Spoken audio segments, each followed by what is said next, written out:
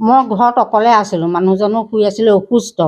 তাৰপৰা তেওঁ অকণমান গা বিষালে কাৰণে অকণমান ওলাই গৈছিলে ৰাস্তালৈকে। তাৰপিছত ঘৰৰ কোৰোণাই বোৱাৰীজনী অসুস্থ, অপাৰেশ্যন কৰি আছে তেজপুৰত। তাৰপিছতে নিলে বস্তু, মোৰ হাতৰ পৰা নিলে 5,000। মই কালি বেংকৰ পৰা উলিয়াই আনি থৈছিলোঁ। আৰু তেওঁ গা গহনা সোপাকে নিলে আৰু কানি কাপোৰো নিছে, ভাল ভাল কানি কাপোৰ। আৰু তেওঁ গোটাই থৈছিলে এটা বক্সত 4,000, সেইখিনি নিলে বেগটোৰ সৈতে।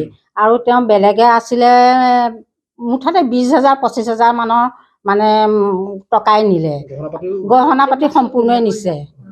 আৰু আহিহে দেখিছোঁ মই ঘৰত ইফাল সিফাল কৰি আছিলোঁ। মই দিন দুপৰতে নিলে, 2টা বজাতে নিছে।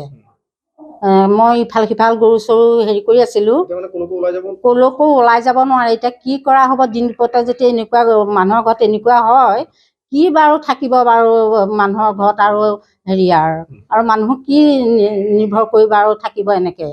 পিছফালে সোমাইছে, পিছফালৰ হেৰি দৰ্জাখনৰ হুক দি থোৱা, হুকটো কেনেকৈ খুলিলে সেইটো নাজানো। এই পাছফালৰ দৰ্জাখনৰ হুক থাকে, আমাৰ বান্দৰ আহে যে, বান্দৰৰ কাৰণে আমি হুক দিয়ে থওঁ তেনেকৈ। আৰু আগফালেও এনেকৈ দুৱাৰখন জপাই বা হুক দিহে আমি ইফাল সিফাল কৰোঁ।